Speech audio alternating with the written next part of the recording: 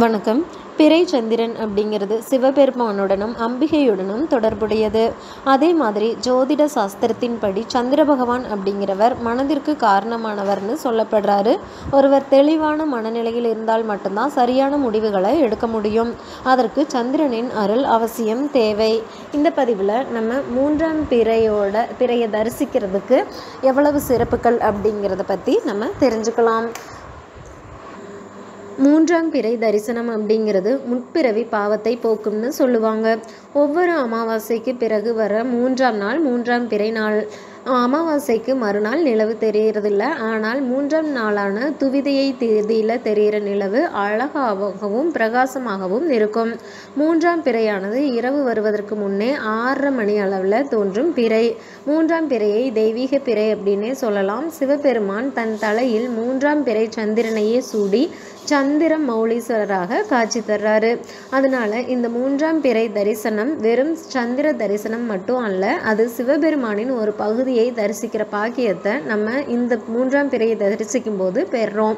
இந்த சந்திர தரிசனம் கிடைக்கும் போதெல்லாம் ஸ்ரீ சந்திர மௌலீஸ்வராய நம அல்லது ஸ்ரீ சந்திர மௌலீஸ்வரா போற்றி அப்படிங்கிற நாமத்தை இடைவிடாமல் ஜெபித்து வந்தால் மனம் அமைதியடையும். அறிவு ஒளி பெற்று தெளிந்த மனநிலையை அடையலாம். தொடர்ந்து 3ஆம் பிறை தரிசனம் கண்டு வந்தால் எந்த நிலையிலும் மன வியாதிகளே வராதுன்னு சொல்கிறாங்க. செல்வ வளம் பெருகும், தேவைகள் யாவும் பூர்த்தியாகும்.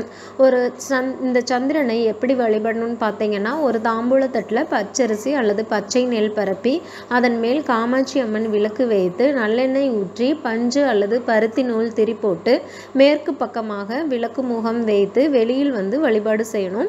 அப்போது இறைவனை மும்மூர்த்தியாக பாவித்து வணங்க வேண்டும்.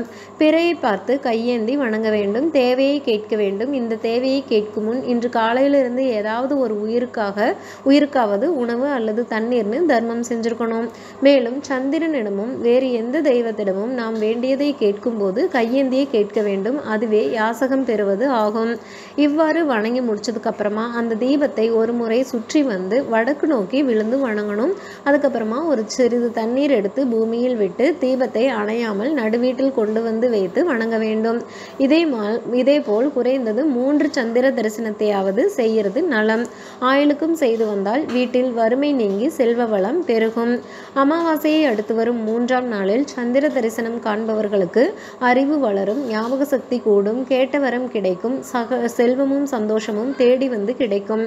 காலை வேளை பிரம்ம முகூர்த்தமாகும், மாலை வேளை விஷ்ணு முகூர்த்தம்னு சொல்லுவாங்க. அதனால அந்த வேளையில சந்திர தரிசனம் செய்து வீட்டில் விளக்கேற்றி வழிபட்டால் செல்வம் பெருகும்.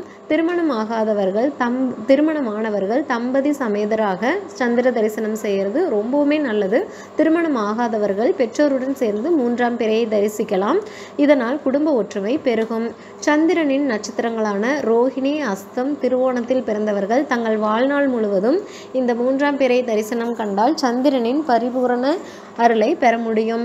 சந்திரனை தரிசிக்கும் வேளையில் கையில் காசை வைத்து மூடிக்கொண்டு வளமாக 3 முறை சுற்றி மீண்டும் ஒரு முறை பிறையை தரிசித்து வணங்க பெண்களுக்கு மாங்கல்ய பலம் கூடும். மேலும் தகவல்களுக்கு சேனலை சப்ஸ்கிரைப் பண்ணுங்கள். தேங்க்யூ.